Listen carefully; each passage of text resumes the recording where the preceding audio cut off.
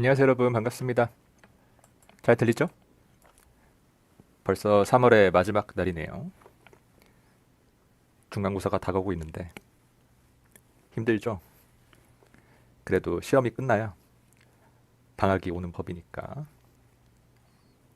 우리 방학을 생각하면서 조금 더 힘내봅시다. 자, 저번 시간에 우리 슈레딩거 이퀘이션의 솔루션 웨이브 펑션 이 프 사이에 물리적인 의미에 대해서 생각해 봤는데요. 결국 이 웨이브 펑션을 어떤 식으로 해석하기로 했어요? 이 웨이브 펑션은 어떤 파티클의 확률적인 위치 분포에 대한 함수다.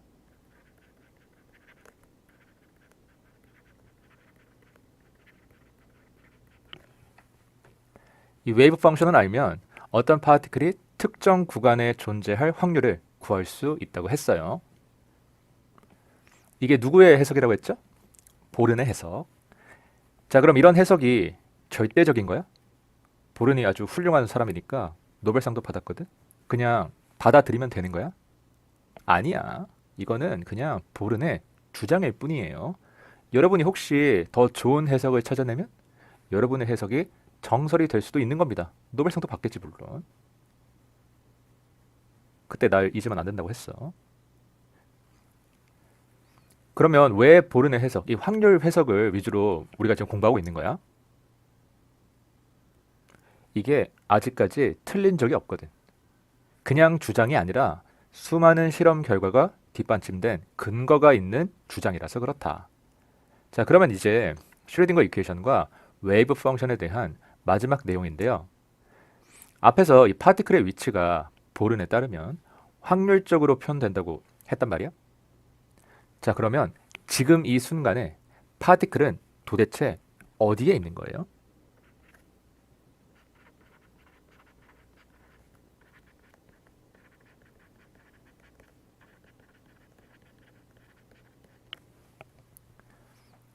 확률적으로 존재한다고 해서 그 파티클이 존재하지 않는다는 건 아니잖아. 그치? 파티클은 실제로 존재해요. 전자? 실제로 존재해요. 우리가 그 위치를 확률적으로밖에 표현하지 못할 뿐이야. 그러면 지금 이 순간에 그 전자가 어디에 있냐 이거야. 전자가 존재하는 건 맞는데 그 위치가 확률로밖에 표현이 안 되니까 아니, 그런 상황이라면 내가 전자가 어디에 존재한다고 얘기할 수 있을 것인가? 그리고 어디서 어떻게 움직이고 있는 것일까? 이런 파티클의 존재에 대한 내용을 우리가 생각해 볼 필요가 있겠더라. 뭐 확률이라서 잘 모르겠어요. 라고 할 수는 없잖아. 자, 그래서 결국 우리가 관심 있는 어떤 파티클의 위치와 거동, 움직임이죠. 모멘텀이라고 할 수도 있고요. 자, 이 위치와 거동에 대한 정보를 객관적으로 전달할 수 있는 방법이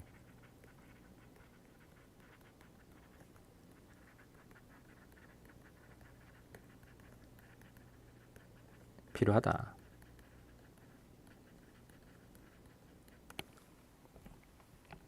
뭐 여기에 있을 확률 얼마, 뭐 여기에 있을 확률 얼마. 그거는 딱히 그렇게 쓸모가 없다는 거야. 그치? 어디에 존재하는지, 어디에 위치하는지를 뭐 정확하게는 아니더라도 내가 수치적으로 표현할 수 있어야지. 그래야 뭔가 내가 그 파티클의 위치나 뭐 움직임을 추적하고 뭐 관찰하고 분석할 수 있을 거 아니야. 자, 그런데 결국 이 파티클이 확률의 지배를 받는 그런 대상이라고 했으니까 어떻게 분석할 수밖에 없냐? 확률 하면 통계죠? 통계적인 측면에서 분석할 수밖에 없다. 이 통계라는 수학적인 도구를 이용해서 이 파티클의 상태를 분석해보자. 자, 이 확률 분포를 통계적으로 해석하는 방법에 대해서 간단하게 알아보도록 하겠습니다. 자, 먼저 n가지의 결과값이 이런 결과값을 outcome이라고 하는데, 자, 이런 outcome이 각각 pj의 확률로 나타나는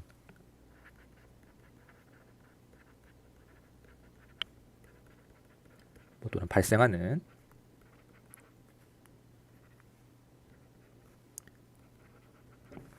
어떤 실험을 한번 생각해 볼게요. 뭐 예를 들면 주사위 던지는 실험 같은 게 있겠죠. 나이스. 자, 육면체 주사위라고 하면, 자, 이 주사위를 던졌을 때 몇 가지 결과가 나올 수 있어요? 아웃컴의 개수 몇 개야? 6개지? 1, 2, 3, 4, 5, 6 이렇게. 자, 그러면 각 결과에 대한 확률 어떻게 돼요? 뭐 예를 들어서 주사위를 던졌을 때 1이 나올 확률 얼마야? 6분의 1이지? 2가 나올 확률 얼마야? 6분의 1이지? 6이 나올 확률 얼마야? 6분의 1이지? 다 똑같다. 주사위를 던졌을 때 어떤 숫자 j가 나올 확률은 다 6분의 1이다. 자, 여기서 이 확률 pj를 수학적으로 어떻게 멋있게 쓰냐, 이렇게 씁니다. 이렇게 극한이 들어가요. 벌써부터 멋있지?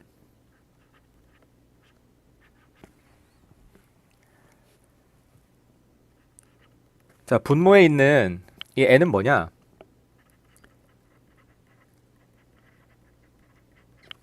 시행 횟수입니다. 뭐 또는 반복 횟수라고도 해요. repetition.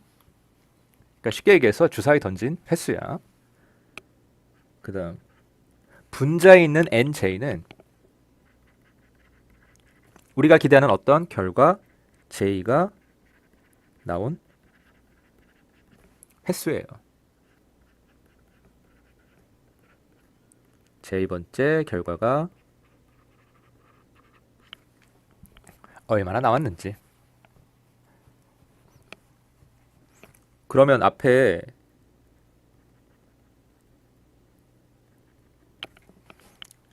이 극한은 왜 있는 거야? n분의 nj 하면 그럴듯하거든? 전체 시행횟수분의 내가 원하는 결과 j가 나온 횟수하면 뭔가 j가 나올 확률을 얘기해 주는 것만 같죠, 그쵸? 그럴듯하지? 이 앞에 리미트는 그럼 왜 있는 거야? 왜 시행횟수가 무한히 커야 돼? 여러분 주사 6번 던지면 1, 2, 3, 4, 5, 6 이렇게 한 번씩 나와요? 그럴 리가 없지. 다들 부루마블 해봤잖아. 많이 던지면 많이 던질수록 이 확률이 어떻게 된다? 우리가 예측한 이 수학적인 통계적인 확률 6분의 1에 수렴할 것이다. 자, 이렇게 얘기할 수 있는 거예요. 이 수학과 현실을 잘 구분하셔야 돼요. 특히 이 확률같이 이런 추상적인 수학에서는 이게 정말 중요합니다. 주사위를 던졌을 때 1이 나올 확률이 6분의 1이라고 해서 주사위 6번 던졌을 때 1이 한 번 나오는 게 아니야. 그치? 한 번도 안 나올 수도 있어. 6번 다 1이 나올 수도 있고. 요게 통계의 함정이에요. 요거 잘 구분하셔야 돼. 수학적인 확률은 언제 현실과 연결이 된다? 시행횟수가 무한히 커졌을 때 현실과 연결이 된다. 자, 그래서 nj 같은 경우에는 우리가 원하는 결과 j가 나온 횟수라고 했었죠. 자, 그래서 nj는 뭐 당연하겠지만 0 이상이고요. 뭐 한 번도 안 나올 수도 있으니까 0을 포함하겠지. 그 다음 n보다는 작을 거예요. 시행 횟수보다는 작을 거야. 그치? 아니 주사위 6번 던졌는데 1이 7번 나올 수는 없잖아. 자, 그렇다 보니까 이 n분의 nj, 이 pj는 절대 1보다 클 수가 없죠? 그쵸? 그 다음 음수가 될 수도 없어요. 그렇듯하지? 확률이니까. 발생하지 않거나 다 발생하거나 둘 중에 하나다. 그리고 나머지 경우는 0과 1 사이의 값을 갖는다. 자, 그래서 만약에 이 확률 값이 1이면 이게 무슨 소리야? 내가 n번 주사를 던졌는데 예를 들어서 1이 n번 나왔어. 다 n이 나왔어. 뭐 그럴 수도 있죠.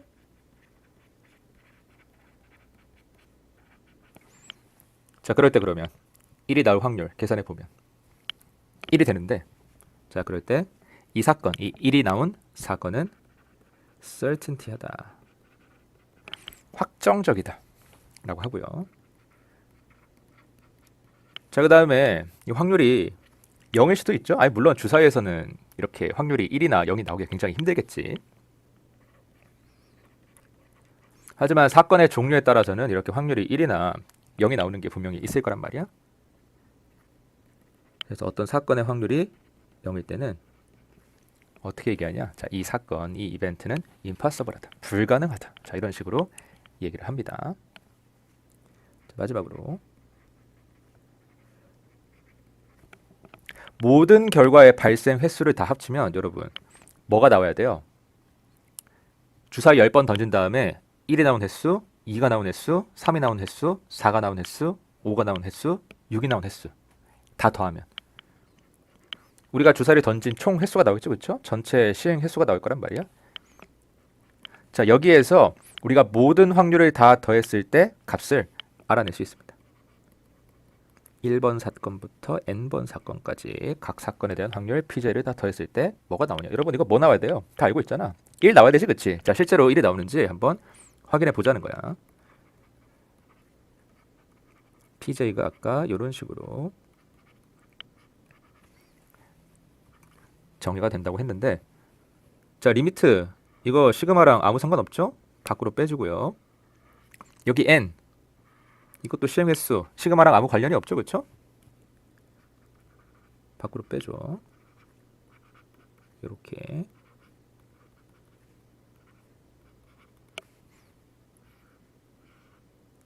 그럼 nj를 1번부터 n번까지 다 더해라. 모든 사건의 경우에 대해서 다 더해줘라. 이거 다 더하면 뭐라고? 여기 앞에 있잖아. n이다. 이렇게 지워지네? 그럼 1만 남네? 그럼 리미트 필요 없네? 자, 그래서 모든 사건에 대한 확률의 합은 얼마다? 1이다. 모든 사건이 발생할 확률을 다 합치면 1이다. 상식이죠. 자, 기본적인 건 이 정도면 된 것 같고요. 이제 어떤 확률 실험에 있어서 제2번째 결과가 어떤 값, 숫자 xj인 상황을 생각해 볼게요. 뭐 예를 들어서 내가 이런 도박을 한데 주사위 눈이 1이 나오면 100원 주고요. 첫 번째 아웃컴이 또는 x1이 100원인 거야. 자, 그 다음에 2가 나오면 200원을 준대. 두 번째 결과 뭐 또는 x2가 200원. 자, 이런 식으로 똑같이 여섯 번째 결과 주사를 던졌을 때 눈이 6이 나오면 600원을 준다더라. 아, 훌륭한 도박이네, 그쵸?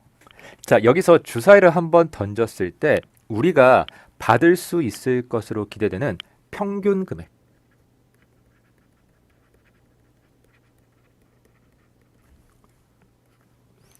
이런 걸 기대값이라고 하죠. 주사위 한번 던졌을 때마다 기대값이 얼마냐. 자, 이 기대값을 수학적으로는 이런 식으로 정의할 수 있습니다. 자, 기호로는 이렇게 괄호해서 쓰고요. x라는 결과에 대한 평균이라는 뜻이에요. 자, 다 더해. 모든 사건에 대해서 j가 1부터 n까지. 뭘 더하냐? 이 결과값에 각 결과의 발생 확률을 곱한 값. 이거를 모든 사건에 대해서 다 더해준다.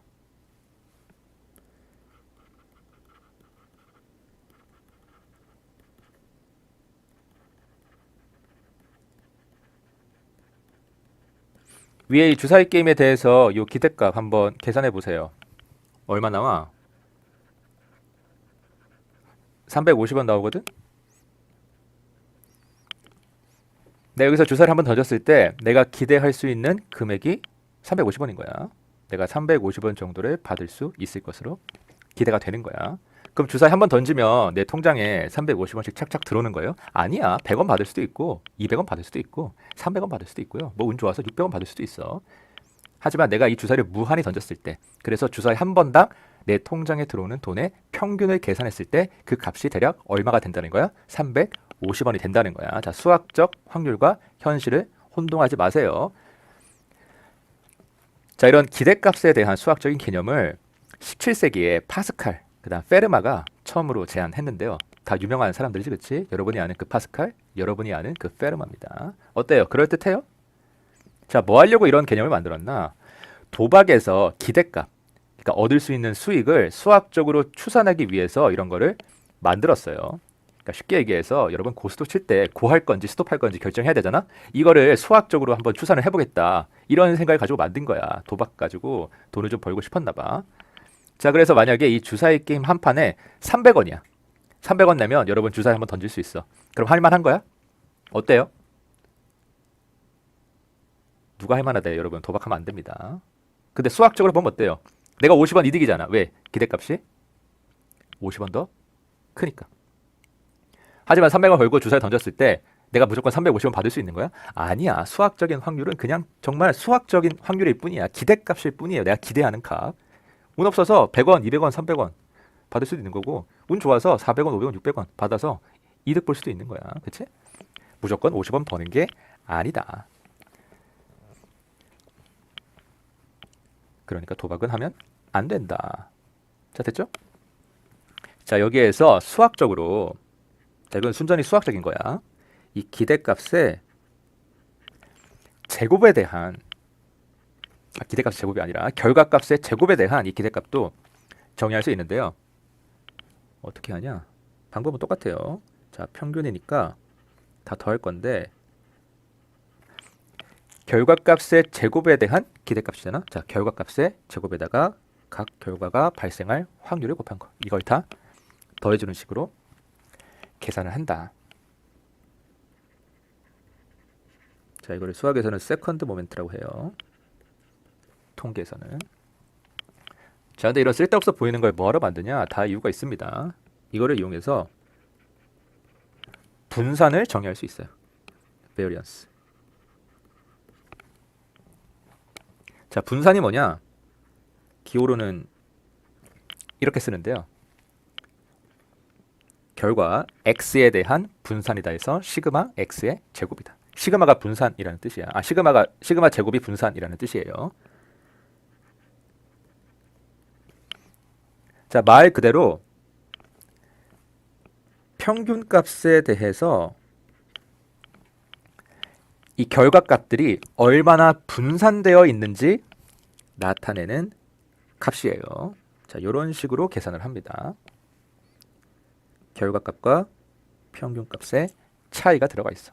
이게 분산인 거잖아요. 그렇지? 말 그대로 평균에 대해서 얼마나 벗어나 있는지. 자, 그런데 왜 제곱을 하냐? 여러분, 분산된 정도잖아. 분산된 정도가 마이너스가 나오면 돼? 안 돼? 안 되지? 이상하잖아. 자, 그래서 제곱을 해주는 거예요. 자, 이렇게 결과값과 평균값 사이의 차이, 이 분산을 제곱한 거. 이거를 어떻게 한 거야? 여기에 각 결과값에 대한 평균을 곱해가지고 기대값을 구한 거예요. 이것도 마찬가지로. 평균값에 대한 결과값의 편차를 구한 건데, 이 편차에 각 결과값에 대한 확률을 곱해가지고 이 평균을 알아낸 거다. 이걸 이제 평균적으로 표현한 거다.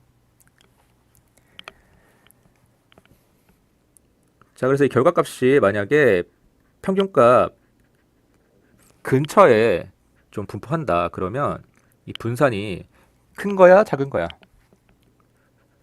작은 거죠, 그쵸? 이 결과값들이 평균값에서 좀 멀리 분포한다. 그러면 이 분산이 큰 거야, 작은 거야? 큰 거지, 그치? 왜? 결과값 빼기 평균값이 식에 들어가 있잖아. 자, 됐죠? 자, 이게 분산이고요. 아주 그럴듯해. 그 다음 이 분산에서 여러분이 아마도 많이 들어봤을 표준 편차를 정의할 수 있습니다. 자, 표준 편차는 분산에다가 루트 씌운 거고요. 그냥 시그마라고 해요. 지금은 결과 x에 대한 표준 편차니까 시그마 x라고 써준 겁니다. 스탠다드 디비에이션. 사실 데이터의 분산도를 얘기하는 데 있어서 분산보다는 표준 편차를 더 많이 사용하죠. 자, 그런데 보니까 아까 이 세컨드 모멘트, 이 x 제곱의 평균을 이 분산을 정의할 때 쓴다고 했는데 식에 x 제곱의 평균이 없잖아요. 이 세컨드 모멘트가 없잖아. 자, 분산식을 좀 정리해 볼게요. 자, 분산은 뭐라고 했냐면 결과값과 평균값의 요 차이, 요 분산의 제곱에 대한 다시 평균, 이 편차의 평균이라고 했어요. 자, 이렇게 되는데 제곱이니까 그냥 전개 한번 해볼게요. xj의 제곱 마이너스 2 x평균 xj 더하기 x평균의 제곱 여기다가 pj를 곱한 거다. 자, 이렇게 분배 법칙 해가지고 시그마는 더하기니까 곱하기보다 나중에 해도 상관없잖아. 자, xj 제곱 pj 이게 첫 항 빼기. 자, 2는 상수니까 바깥으로 빼주고요. 시그마 x평균 곱하기 xj 곱하기 pj. 자, 더하기 마지막 시그마 x평균의 제곱 pj. 자, 이렇게 되는데 여러분 이 첫 항 요거 정의가 뭐죠? 결과값의 제곱에 확률 곱해서 다 더한 거. 결과값의 제곱의 평균. 결과값의 제곱의 기대값이다. 자, 이렇게 되고요. 자, 두 번째. x의 평균은 상수잖아. 정해져 있는 값이잖아. 그치? 자, 이렇게 밖으로 나와. 그럼 시그마 안에 시그마 xj, pj만 남는데 여러분 이건 뭐예요? 결과값에다가 각 결과값에 대한 확률 곱해서 다 더한 거. 결과값의 평균이죠. x에 대한 기대값이다. 자, 그 다음 마지막 평균의 제곱이네. 평균이 상수니까 평균의 제곱도 상수겠죠. 결과값의 제곱의 평균 세컨드 모멘트랑은 다른 거야. 그치? 평균을 그냥 제곱한 거야. 자, 그러니까 마지막 항에는 시그마 안에 pj만 남고요. 자, 어떤 사건이 발생할 확률 pj를 모든 사건에 대해서 다 더하래. 그럼 얼마예요? 1이지. 요거는 값이 1이다. 자, 그래서 첫 항은 x 제곱의 평균 세컨드 모멘트. 자, 두 번째 항은 마이너스 x 평균의 제곱. 마지막 항은 그냥 x 평균의 제곱이다. 계산하면 어떻게 돼요? x 제곱의 평균 세컨드 모멘트 빼기 x 평균의 제곱. 자, 이게 분산의 또 다른 표현이다. 자, 이렇게 정리해 보니까 어때요? 위에서 정의한 세컨드 모멘트가 보이죠? 자, 그래서 이런 뭐 평균, 뭐 아니면 기대값, 그다음 분산, 뭐 아니면 표준 편차 같은 이 통계적인 개념을 이용해서 입자의 확률적인 거동을 한번 분석해 보도록 하겠습니다. 자, 일단 제일 만만한 거 뭐야? 파티클 이너 박스지, 그치? 자, 파티클 이너 박스에서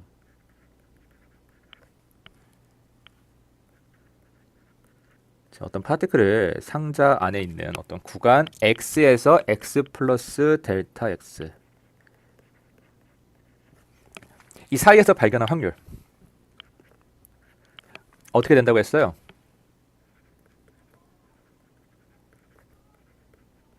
이런 사인 함수 형태로 정의가 된다고 했죠. 자, 물론 이거는 상자 안에서 얘기야. 상자 밖에서는 빵이에요. 그치? 확률이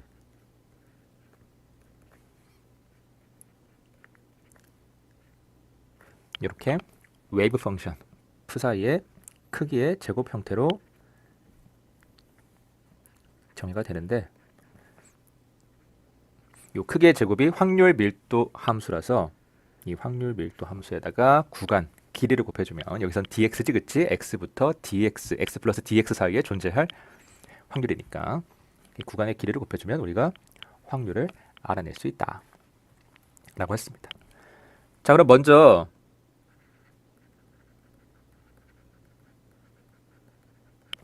평균 위치 한번 구해 볼게요. 이거를 민 포지션이라고 하는데,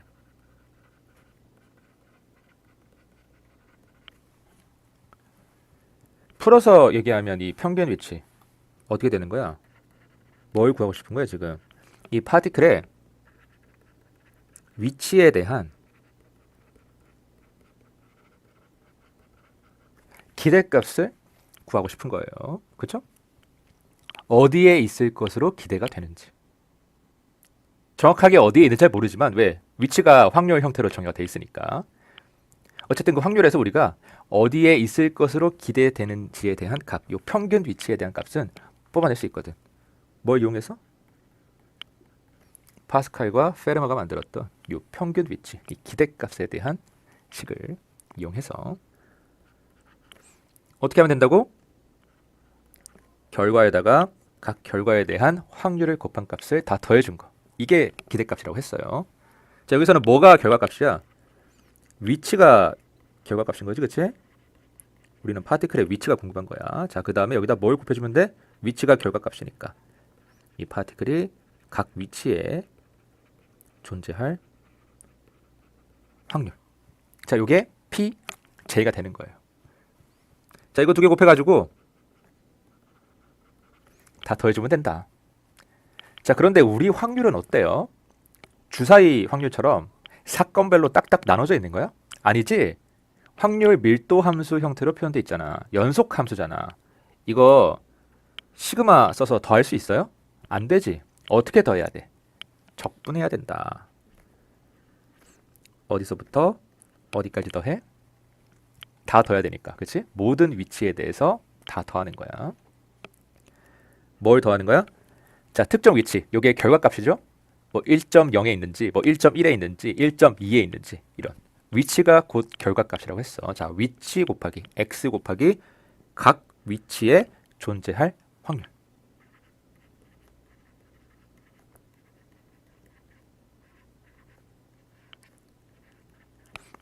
요게 확률이라고 했잖아. 이 구간의 길이를 곱하면 확률이 된다고 했잖아. 자, 이렇게 다 더해주면 된다. 자, 상수 밖으로 빼고요. 2분의 2, 0부터 a까지 x 사인 제곱 n파이 x 나누기 a. 자, 이거 적분하면 되는데, 적분 표에도 있는 적분이고요. 적분 계산기 쓰셔도 되고요. 이거 손으로 하기는 조금 힘들 거야. 어쨌든 계산해보면 4분의 a 제곱이 나옵니다. 자, 그래서 앞에 2분의 a, 뒤에 4분의 a분의 2, 뒤에 4분의 a 제곱. 그래서 이렇게 지워지면 결과는 얼마다? 2분의 a가 된다. 이 파티클의 위치에 대한 기대값이 어디라는 거야? 박스 그려봐. 이게 파티클의 박스잖아. 2분의 a면 박스 중앙이죠, 그쵸? 자, 파티클 위치에 대한 기대값이 박스의 중앙, 가운데라는 거야. 어때요? 그럴듯해요? 그럴듯하지? 왜 그럴듯해? 파티클의 위치에 대한 기대값이 중앙에 나오는 게 왜 그럴듯한 거야? 이게 무슨 의미야?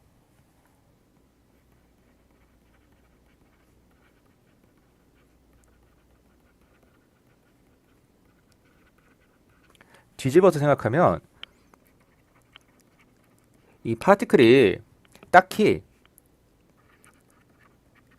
왼쪽 벽이나 오른쪽 벽을 특별히 선호하는 게 아니다.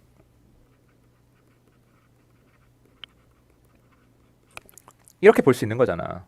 이 파티클이 왼쪽에 있는 걸 좀 더 좋아하면 이 위치에 대한 기대값, 이 평균값이 어떻게 나오겠어요?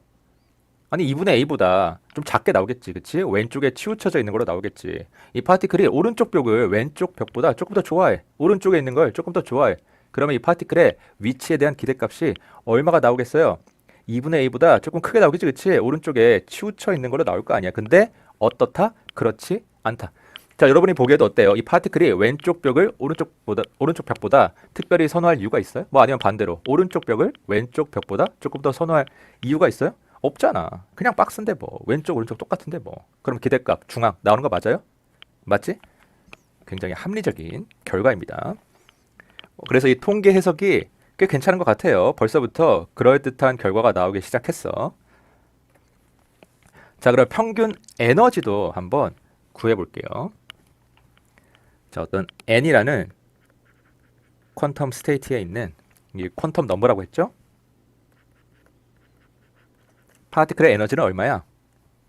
이 n이야. 요게 파티클 이너박스 경우에는 n제곱 h제곱 나누기 뭐 8mA제곱 이런 식으로 된다고 했는데, 자, 그러면 이 평균 에너지를 구하게 되면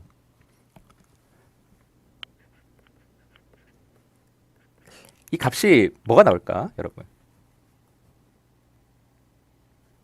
어떤 n이라는 퀀텀 스테이트에 있는 파티클의 에너지는 이렇게 n제곱 h제곱 나누기 8ma제곱 이런 식으로 딱 정해지잖아. 정확하게 유일한 에너지를 갖거든. n이 1이면 그냥 n이 1일 때 에너지가 딱 정해지는 거야. n이 2면 n이 2일 때 에너지가 딱 정해져 있는 거야. 그치? 자, 에너지는 한 개니까 유일하니까 에너지 평균 내면 당연히 뭐 나오겠어요?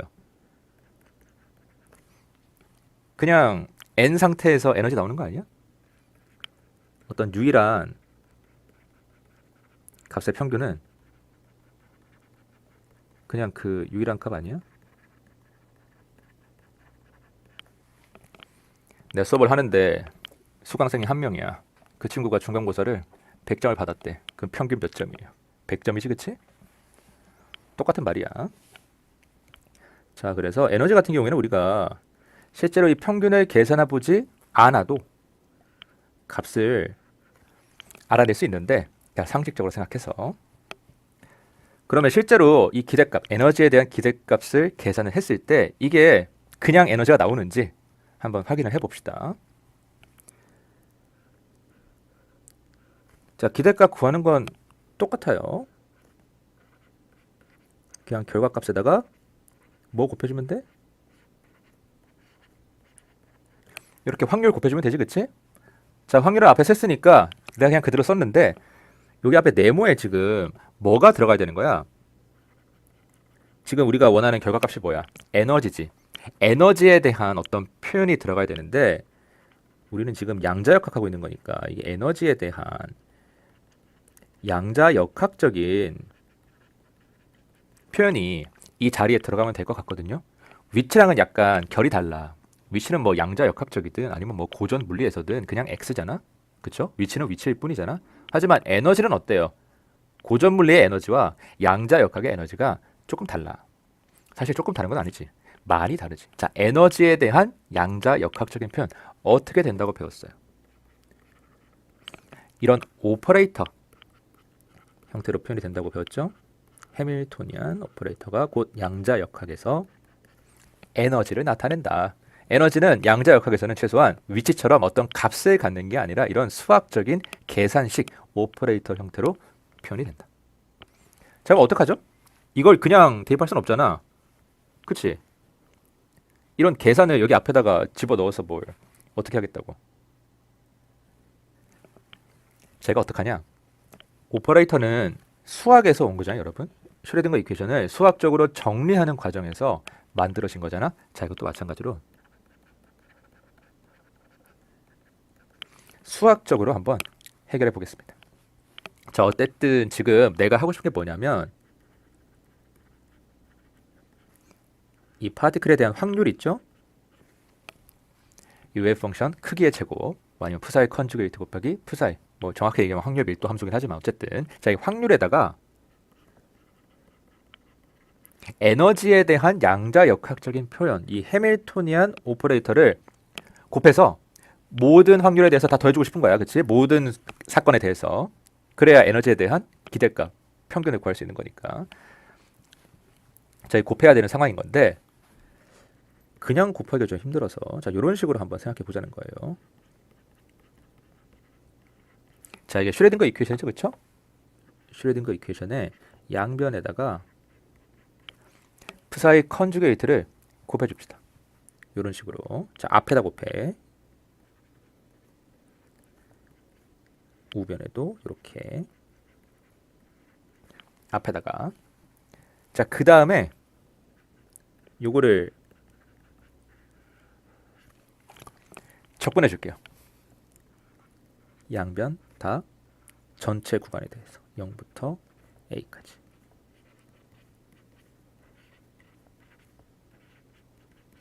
자, 물리적인 의미는 아직 따질 때가 아니야. 그냥 수학하고 있는 거예요. 양변에 푸사의 컨주게이트 곱한 다음에 그냥 양변 적분한 거야. 문제 없지? 자, 근데 이래놓고 봤더니 어때요? 평균식이랑 얼추 비슷하죠? 에너지에 대한 양자역학적인 표현, 이 오퍼레이터, 해밀토니안 오퍼레이터가 푸사의 컨주게이트랑 푸사이랑 곱해져 있잖아. 그치? 아니, 물론 푸사의 컨주게이트랑 푸사이가 한 칸 떨어져 있긴 하지만 어쨌든 간에 곱해져 있긴 해. 좀 비슷하다. 자, 이거 적분했을 때 뭐가 나오는지 한번 확인해 볼게요. 자, 좌변에 있는 적분은 계산하기 좀 힘들지만 우변에 있는 적분은 계산하기 굉장히 쉽죠. 왜? 에너지가 뭔데? 상수잖아. n제곱 h제곱 나누기 8ma제곱. x가 없잖아. 상수니까 그러면 밖으로 빼면 되겠네. 그럼 조금만 계산하면 되겠네. 네, 여러분 이거 계산하면 얼마예요? 이게 뭔데? 확률을 전체 구간에 대해서 0부터 a까지 다 더해라. 여러분 모든 확률 다 더하면 뭐 나와요? 무조건 1이지? 자, 그래서 결국 이게 뭐가 나온다? 그냥 에너지가 나온다. 자, 근데 앞에서 뭐라고 했어요? 에너지 평균 구하면 무조건 뭐가 나와야 된다고 했어요. 그냥 에너지가 나와야 된다고 했어요. 근데 지금 요 적분을 계산을 했더니 그 값이 그냥 에너지가 나왔어. 아, 물리량이 오퍼레이터 형태로 정의되어 있는 경우에는 에너지처럼 평균값을 이렇게 정의하면 되겠다. 약속이야. 정의입니다.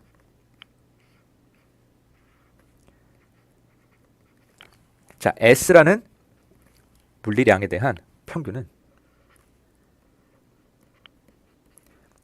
웨이브 펑션 사이에다가 이 물리량 S에 대한 오퍼레이터를 이렇게 끼워 넣은 다음에 이런 식으로 곱해주고 이거를 전체 구간에 대해서 모든 사건에 대해서 다 더해주는 식으로 표현을 하면 되겠더라. 자, 그래서 이 오퍼레이터 S가 웨이브 펑션 사이에 끼어 있죠. 이거를 샌드위치 노테이션이라고 합니다. 장면 센스가 별로지, 그치? 자, 이 샌드위치 노테이션 이용해서 평균 모멘텀도 한번 구해볼게요. 에너지는 결과가 좀 뻔했거든. 자, 평균 모멘텀. 모멘텀의 평균. 모멘텀에 대한 기대값. 자, 이거는 뭐 나와야 될까요? 혹시 느낌 오는 사람이 있어요? 뭐 어쨌든 간에 어떤 값이 나오든 그 값이 우리 상식에 부합해야 되거든. 과연 그럴까? 자, 모멘텀 평균 어떻게 계산한다고? 자, 모멘텀은 양자역학적으로 어떻게 표현이 돼요? 수치야 아니면 오퍼레이터야? 오퍼레이터지, 그치? 모멘텀 오퍼레이터를 우리가 앞에서 정의를 했습니다. 자, 그러니까 평균값, 기대값 어떻게 계산한다? 웨이브 펑션 사이에 이렇게 모멘텀 오퍼레이터를 끼워 넣고 전체 구간에 대해서 적분해 준다. 자, 전체 구간 0부터 A까지고요. 파티클 이너 박스니까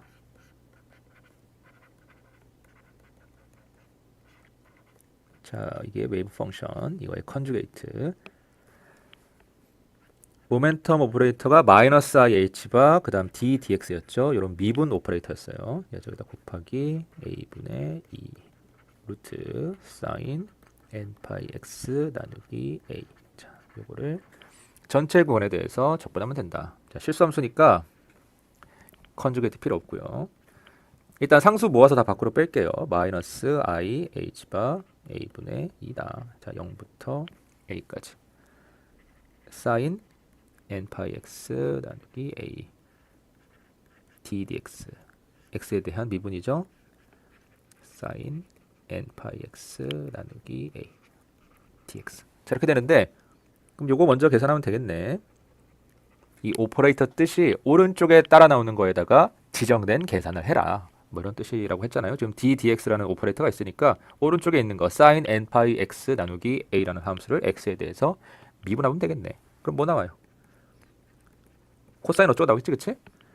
코사인 a분의 n파이 x 여기다가 앞에 계수 a분의 n파이. 자, 이렇게 곱한 형태가 될 텐데, 자, 또 상수 앞으로 빼줄게요. 그럼 a 제곱 2 있고 파이 n 이렇게 밖으로 나오고 0부터 a까지 사인 n파이 x 나누기 a 곱하기 코사인 n파이 x 나누기 a. 자, 이거를 0부터 a까지 적분한 거 계산하면 된다. 자, 요 적분 여러분 손으로도 할 수 있고요. 적분 표에도 있고요.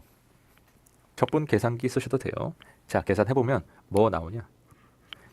0 나옵니다. 평균 모멘텀은 얼마다? 0이다. 이게 무슨 뜻이에요? 어떤 파티클이 박스 안에 들어있을 때 그 파티클의 모멘텀에 대한 기대값이 0이라는 거야. 여러분, 모멘텀이 0이다. 이게 무슨 뜻이야? 둘 중에 하나지. 모멘텀이 뭔데? 질량 곱하기 속도잖아. 질량이 0이거나 속도가 0이거나. 근데 우리 파티클 질량이 0이에요? 아니야. 파티클 존재한다고 했거든. 질량이 있거든. 그럼 결국에 무슨 소리야? 속도가 0이라는 뜻이지, 그치? 속도가 0이다. 정지해 있다. 멈춰 있다. 자, 근데 이건 너무 1차원적인 표현이고요. 조금 더 일반화해서 그 다음에 우리는 지금 고전 물리하는 게 아니잖아, 그치? 여기다가 양자역학적인 느낌을 살짝 가미해서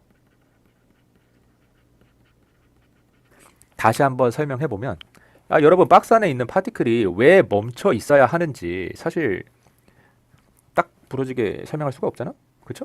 왜 하필 멈춰 있어야 돼? 움직이고 있으면 안 돼?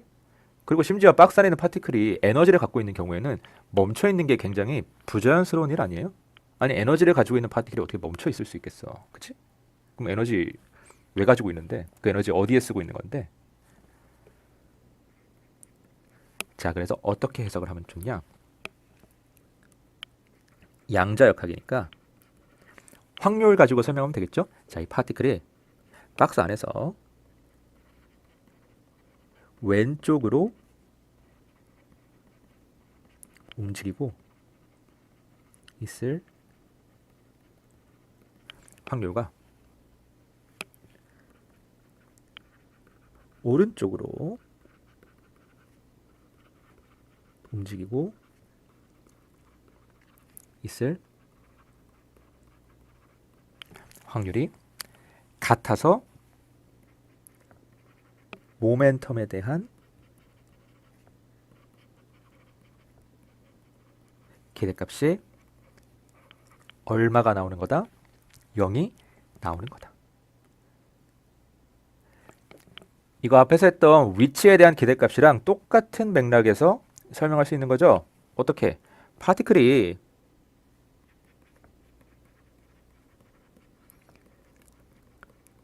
특정 방향으로 움직이는 걸 선호하지 않는다는 거야. 만약에 파티클이 왼쪽 벽을 오른쪽 벽보다 더 좋아해. 그러면 왼쪽으로 움직이고 있을 확률이 오른쪽으로 움직이고 있을 확률보다 더 클 거 아니야. 그렇죠? 왼쪽 벽을 더 좋아하니까. 그럼 모멘텀이 두 개를 더했을 때 0이 나올 수 있겠어요? 없겠어요? 없겠지?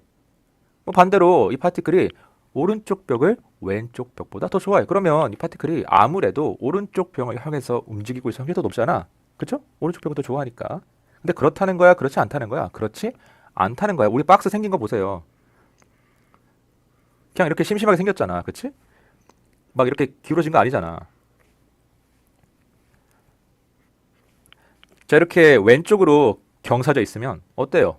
아무래도 이 파티클이 왼쪽으로 움직이고 있을 확률이 높겠죠? 근데 그렇지 않잖아. 평평하잖아. 왼쪽이나 오른쪽이나 똑같잖아. 어려운 말로 하면 시메트릭하잖아. 자, 결국에 파티클이 왼쪽으로 움직이고 있을 확률. 자, 이때는 모멘텀이 마이너스 값이 나올 거고요. 파티클이 오른쪽으로 움직이고 있을 확률. 자, 이때는 모멘텀이 플러스 값이 나올 거예요. 그렇죠? 자, 마이너스 플러스에서 자, 이렇게 더했을 때 0이 나온다. 물론 양자역학이니까 이런 식으로 모멘텀을 구할 수는 없어. 뭐 마이너스 mv이고 뭐 플러스 mv이고 이렇게 얘기할 수는 없어요. 설명하자면 그렇다는 거야. 자, 그래서 어때요? 위치에 대한 기대값과 어떻게 보면 똑같은 결과다. 아주 그럴듯하다. 자, 근데 여러분, 이 샌드위치 노테이션이 그러면 절대적인 거야? 무조건 맞는 거야? 아니에요. 그냥 제한일 뿐이에요. 샌드위치 노테이션 말고도 이런 평균값들을 추산할 수 있는 다른 방법이 얼마든지 있을 수 있습니다. 그러면 왜 이런 샌드위치 노테이션만 배우는 거야? 우리가 하나 새로 만들어서 그거 갖다 구하면 안 돼? 이 샌드위치 노테이션이 실험 결과, 관찰 결과와 아주 잘 맞아 떨어지기 때문에 이걸 배우는 거예요. 근거가 있으니까 지금까지 사용되고 또 우리가 배우고 있는 겁니다. 결국에 앞에서도 그랬지만 뭐 수학적인 계산, 이론뿐만이 아니라 수많은 실험과 관찰을 통해서 이 슈레딩거 이퀘이션과 보른의 확률 해석 그리고 이런 샌드위치 노테이션 같은 수학적인 테크닉들이 인정을 받게 된 거예요. 자, 그래서 양자역학에는 이 수학이 굉장히 많이 나오기 때문에 항상 이 수학적인 계산 결과에 담긴 물리적인 의미를 여러분들이 파악하려고 노력을 좀 하셔야 돼요. 이게 중요해. 계산은 누구나 다 할 수 있어. 적분? 그냥 하면 돼. 중요한 건 뭐야? 그 적분에서 나온 결과를 물리적으로 해석하는 거야. 그래서 제가 수업 시간에 물리적으로 해석하는 방법을 알려드리고 있는 거예요. 자, 그렇다고 해서 내가 알려드리는 내 해석이 무조건 맞냐? 그렇지 않습니다. 여러분 입장에서 더 쉽게 아니면 뭐 더 좋은 것처럼 보이는 해석을 발견했다? 그렇게 이해하셔도 무방해요. 상관없습니다. 그런 거 찾으면 저한테도 좀 알려주세요. 항상 얘기하지만 날 잊으면 안 돼. 자, 그래서 앞에서 이 통계적인 방법을 이용해서 파티클 이너 박스의 위치에 대한 기대값. 자, 평균 위치가 얼마다? 2분의 a다. 파티클은 평균적으로 봤을 때 박스 중앙에 위치한다. 딱히 왼쪽, 오른쪽을 선호하는 게 아니다. 자, 그다음 모멘텀에 대한 기대값. 모멘텀의 평균. 이건 얼마다? 0이다. 파티클이 왼쪽으로 움직이고 있을 확률이나 오른쪽으로 움직이고 있을 확률이나 똑같다. 그렇기 때문에 모멘텀을 더하면 플러스 마이너스 해가지고 0이 나올 것이다. 자, 일단 한번 구해봤는데 그러면 우리가 어떤 측정 장비를 동원해서 아니 파티클 눈으로 보고 싶을 수도 있잖아. 그치? 궁금하지 않아요? 도대체 이 파티클이 어떻게 생겨먹었길래 이렇게 위치가 확률적으로 정의가 되는지 진짜 궁금하지 않아요? 저는 신이 딱 내 눈앞에 와가지고 야, 소원 하나 들어줄게 얘기해봐 그러면 이런 양자역학적인 입자를 내 맨눈으로 볼 수 있는 능력을 달라고 할 것 같아. 나 진짜 궁금하거든. 그 미시 세계라는 곳이 어떻게 생겼는지 나 눈으로 보고 싶어. 여러분은 그런 생각 해본 적 없어요? 자, 어쨌든 간에 이런 측정 장비를 동원해서 실제 파티클에 이 실자가 중요해. 눈으로 본다는 거야 지금. 수학적인 확률로 표현되는 그런 파티클이 아니라 우리가 측정 장비를 동원해서 뭐 어떤 장비인지 모르지만 이 파티클을 실제로 눈으로 본다는 거예요. 자, 실제 파티클의 위치와 눈으로 보고 있으니까 위치 측정할 수 있겠지, 그치? 또 눈으로 보고 있으니까 이 파티클이 어떻게 움직이는지 모멘텀 관찰할 수 있겠지, 그쵸? 자, 이 위치와 모멘텀을 여러 번, 뭐 예를 들어서 n번 측정했다고 할 때, 자, 이 측정 값들이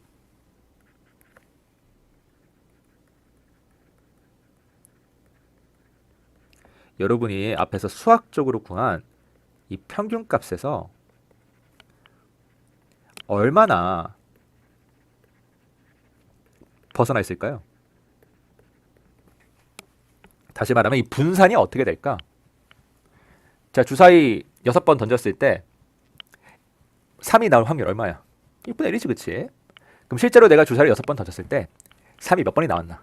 이거 측정하면 뭐 구할 수 있는 거야? 수학적으로 구한 평균 확률 6분의 1과 내가 실제로 주사위를 6번 던져서 3이 나온 횟수를 측정한 확률. 이건 측정 확률이죠. 측정 확률 사이의 차이, 이 분산도를 계산할 수 있다. 또는 스탠다드 디비에이션을 계산할 수 있다. 표준 편차를 계산할 수 있다. 그러니까 수학적인 이 확률값과 실제 관찰 결과가 얼마나 차이 나는지 이거를 한번 확인해 보고 싶다는 거예요. 물리에서는 이게 특히 더 중요하겠죠. 왜냐하면 물리는 어떤 학문이니까? 현실에 대한 학문이니까. 수학적으로 뭐 확률이 어쩌고 이렇게 떠드는 게 사실 그렇게 큰 의미는 없어요.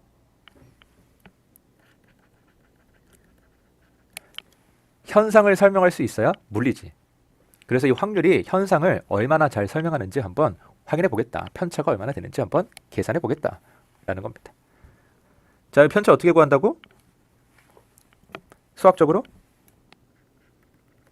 표준 편차의 정의, 어떤 물리량 S에 대해서, 아니면 결과값 S에 대해서, 여기서는 이 결과값이 위치나 모멘텀이 되는 거겠죠. 이렇게 세컨드 모멘트에서 결과값의 제곱의 평균에서 평균의 제곱을 빼준 다음에 여기다가 뭘 해주면 된다? 루트를 씌워주면 된다. 자, 그러면 일단 요거 구해야겠네. 위치 제곱의 평균, 모멘텀 제곱의 평균. 자, 한번 구해봅시다. 먼저 x 제곱의 평균. 자, 이건 그냥 수학이에요. 계산하면 돼. 쭉쭉 0부터 a까지 정의대로. 우리 앞에서 샌드위치 노테이션 쓰기로 했죠. 물론 위치는 오퍼레이터가 아니라 그냥 값이기 때문에 굳이 샌드위치 노테이션을 쓸 필요가 없긴 해요. 뭐 사이에 끼워서 이렇게 곱해봤자 우리가 원하는 위치로 옮길 수 있으니까 말 그대로 그냥 곱셈일 뿐이니까 연산이 아니잖아요. 자, 그래서 이런 평범한 x와 사인 함수에 대한 적분이 된다.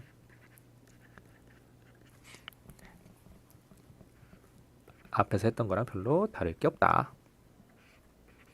자, 계산하면 손으로 할 필요 없습니다. 손으로 하기 힘들어요. x제곱이라 가지고.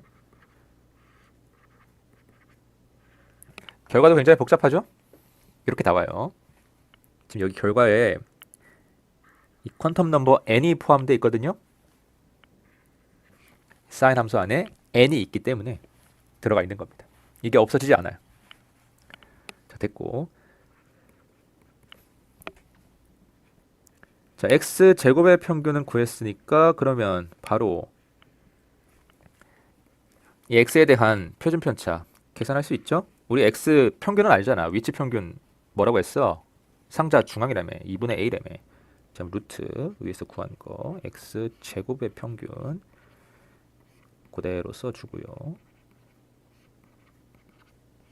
여기에다가 평균의 제곱 2분의 a의 제곱 이렇게 빼준 다음에 루트를 씌워주면 된다. 뭐 여러분도 한번 계산해 보세요. 정리하면 이렇게 됩니다.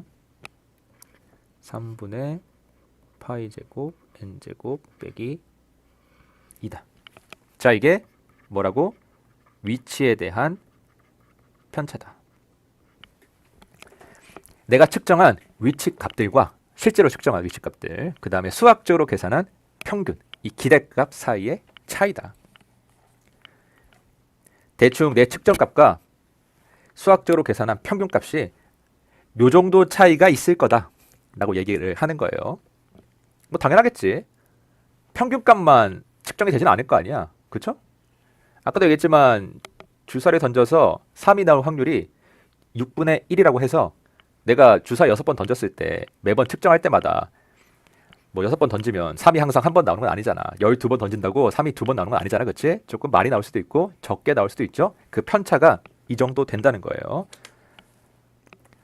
자, 그러면 두 번째 모멘텀에 대한 편차도 한번 구해볼게요. 그러면 일단 이 모멘텀 제곱의 평균, 이 세컨드 모멘트를 계산해야 되는데, 자 이것도 그냥 처음은 계산이에요. 하면 돼. 이런 식으로. 자, 모멘텀 제곱이니까 모멘텀 제곱에 대한 오퍼레이터 뭐예요? 모멘텀 제곱 오퍼레이터죠?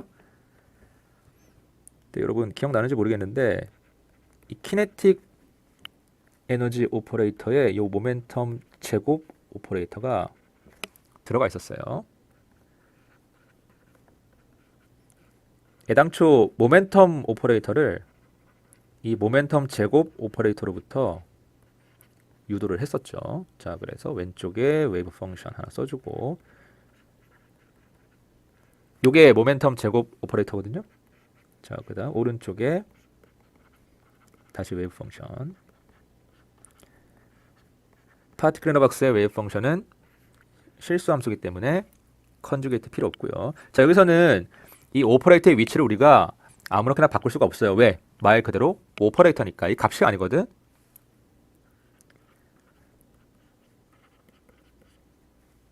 자, 그래서 왼쪽에는 이렇게 루트 a분의 2 사인 n파이 x 나누기 a가 있고요. 이 오른쪽에 있는 이 웨이브 펑션에다가 뭘 해주면 되는 거야? 이 오퍼레이터가 가리키는 오퍼레이션을 해주면 되는 거야. 그치? 어떤 오퍼레이션? 마이너스 h바 제곱 곱하고 x에 대해서 두 번 미분하고. 자, 사인을 x에 대해서 두 번 미분하니까 앞에 부호가 뭐가 나오겠어요? 마이너스가 나오겠지? 자, 여기 앞에 마이너스 있으니까 부호 일단 플러스 되고요. 자, 상수 곱하는 거는 뭐 아무 때나 곱하면 되니까 h바 제곱 나중에 곱해준다. 자, 그 다음에 실제로 이 루트 a분의 2 사인 n파이 x 나누기 a를 두 번 미분하면 되는데 일단 상수는 그대로 있고 두 번 미분하니까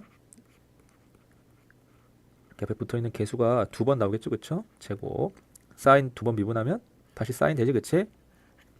부호는 마이너스가 붙는데 앞에 마이너스가 있으니까 둘이 합쳐져서 플러스가 된다. 자, 그래서 상수 앞으로 빼고요. 이렇게 요 사인 함수 적분하면 되겠네.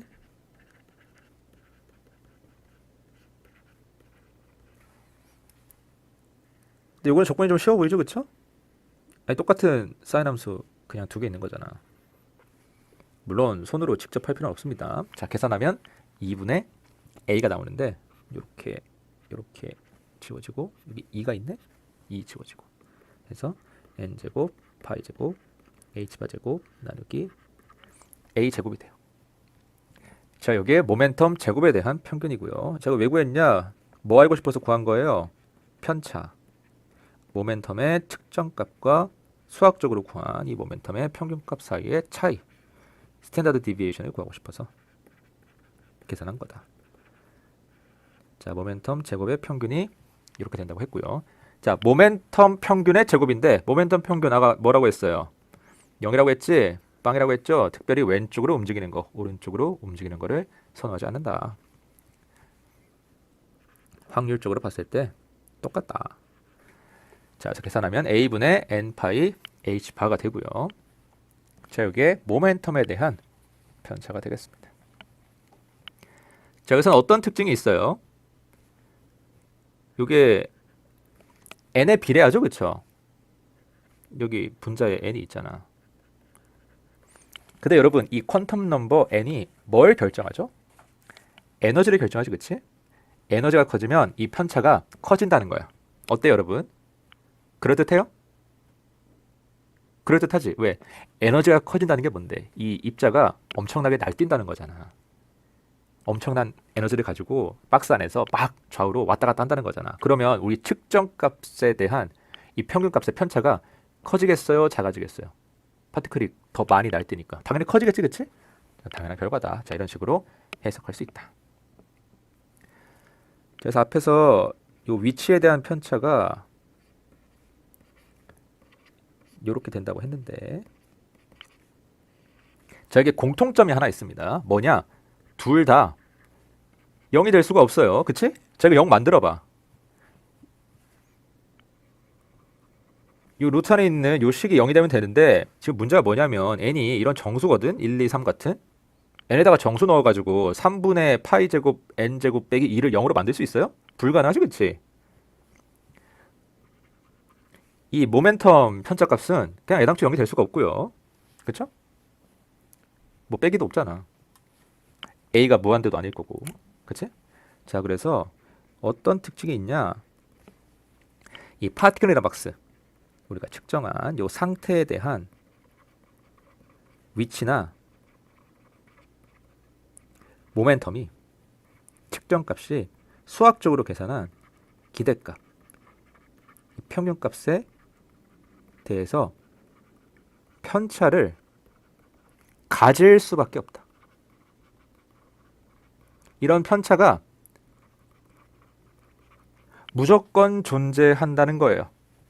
우리가 이 파티클의 상태를 양자역학적으로 뭐 실험을 하거나 관찰을 해서 표현하는데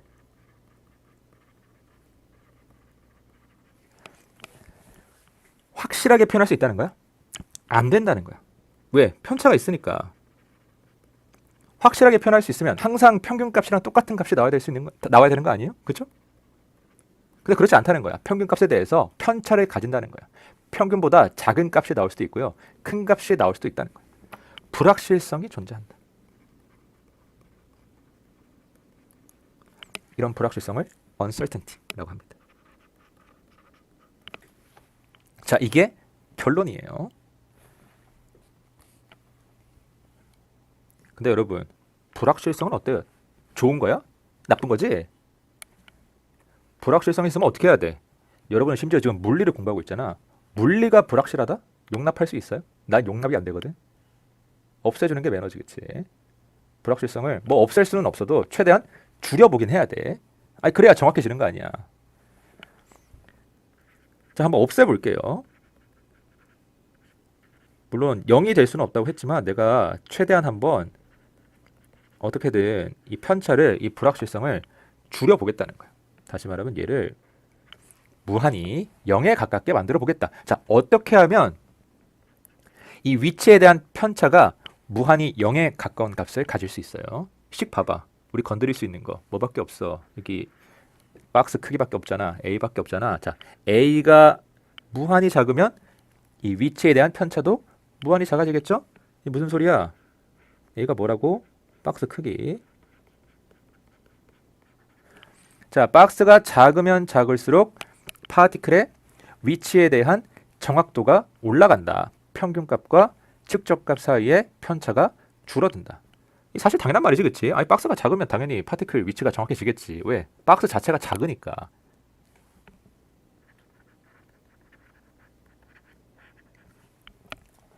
딱 콩알 하나 크게 박스 만들어 놓고 거기에 콩알 딱 넣으면 콩알 어디에 있는 거예요? 박스 정중앙에 있는 거지, 그치? 왜? 콩알 한 개밖에 못 들어가니까. 자, 웃긴 소리야. 자, 박스가 작으면 작을수록 파티클의 위치는 한정이 되기 때문에 정확해질 수밖에 없다. 뭐 어쨌든 간에 박스 크기를 작게 하면 우리가 뭘 제거할 수 있는 거야? 이 파티클 위치에 대한 편차, 이 불확실성을 제거할 수 있는 거야. 정확도가 올라간다. 자, 그러면 비슷하게 모멘텀의 불확실성도 한번 제거해 볼게요. 이 편차도 한번 줄여 볼게요. 자, 모멘텀에 대한 편차가 이렇게 된다고 했는데 이거를 아예 0을 만들 수는 없지만 우리가 0에 무한히 가까운 값으로 한번 만들어 보겠다. 자, 어떻게 하면 돼요? 우리 여기서 건드릴 수 있는 거 뭐밖에 없어. 박스 크기밖에 없지. 근데 이번에는 이 박스 크기가 분모에 있네. 자, 어때야 이 모멘텀에 대한 불확실성이 무한히 0에 가까워질 수 있어요? 박스 크기가 엄청나게 크면 되죠. 박스 크기가 크면 모멘텀에 대한 편차가 줄어드니까 우리가 측정한 이 모멘텀의 정확도가 올라간다고 생각할 수 있다. 근데 좀 이상하지 않아요? 왜 박스가 무한히 크면 모멘텀의 불확실성이 이렇게 사라지는 거야? 우리가 모멘텀을 정확하게 측정할 수 있는 거야.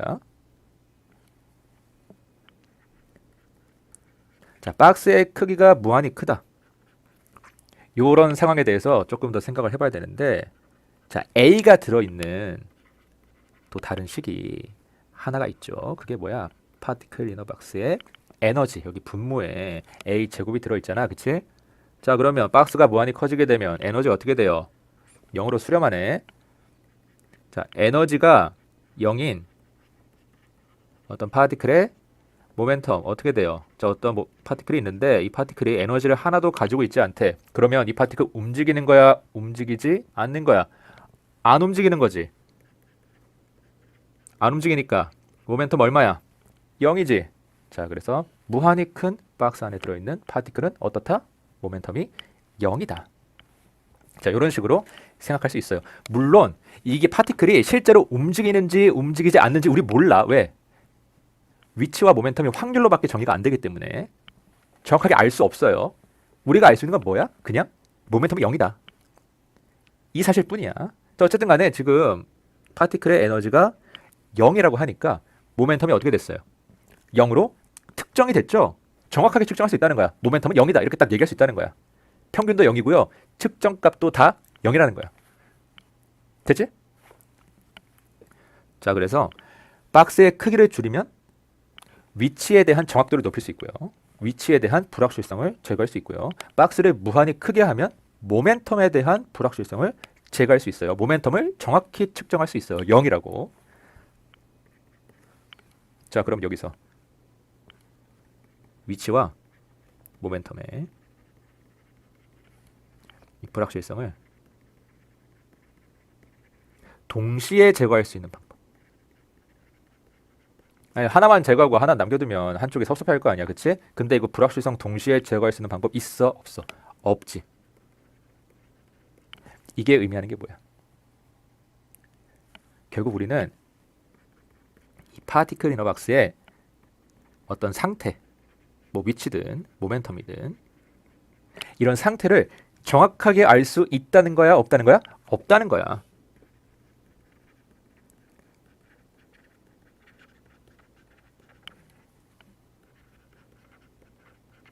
이런 상태에 대한 불확실성을 제거하는 게 불가능하다. 정확한 값을 측정할 수 없다. 위치를 정확하게 측정하려고 하면 모멘텀이 안 정확해지고요. 모멘텀을 정확하게 측정하려고 하면 위치가 안 정확해진다는 거야. 이 파티클의 정확한 상태를 내가 완벽하게 특정할 수 있는 방법이 없다는 겁니다. 자, 요거를 식으로 표현하면 어떻게 되냐? 수학적으로는 어떻게 쓰냐?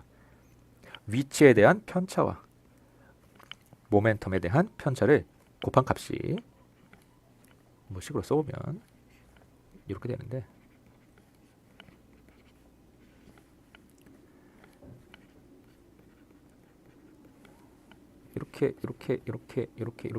이렇게 지워지죠? 2분의 h바 루트 파이 제곱 n 제곱 나누기 3 빼기 2. 뭐 얘는 1, 2, 3 같은 정수고요. 자, 파티클 이너 박스 경우에 요게 이 정도 값이 나오는데 요 편차의 곱이 파티클 이너 박스 말고 조금 더 일반적인 모델에서 이 두 편차를 곱한 값의 최소값을 구해보면 방법은 똑같습니다. 이게 2분의 h바보다 크다. 이런 결과가 나와요. 이게 의미하는 게 뭐야? x에 대한 편차와 모멘텀에 대한 편차가 둘 다 아주 작을 순 없다.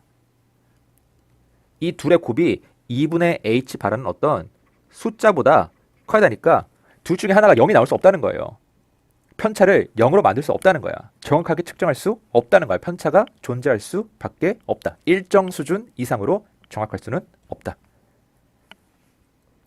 자, 이게 양자역학적인 대상의 가장 중요한 성질이고요. 우리가 정확히 측정할 수 없다는 거야.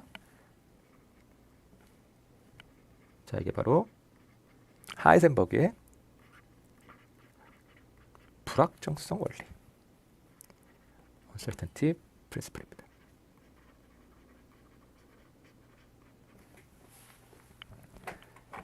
자, 오늘 수업은 여기까지 할게요. 다음 시간에 이 불확정성 원리 관련해서 문제 몇 개 풀어보도록 하겠습니다. 혹시 질문 있어요?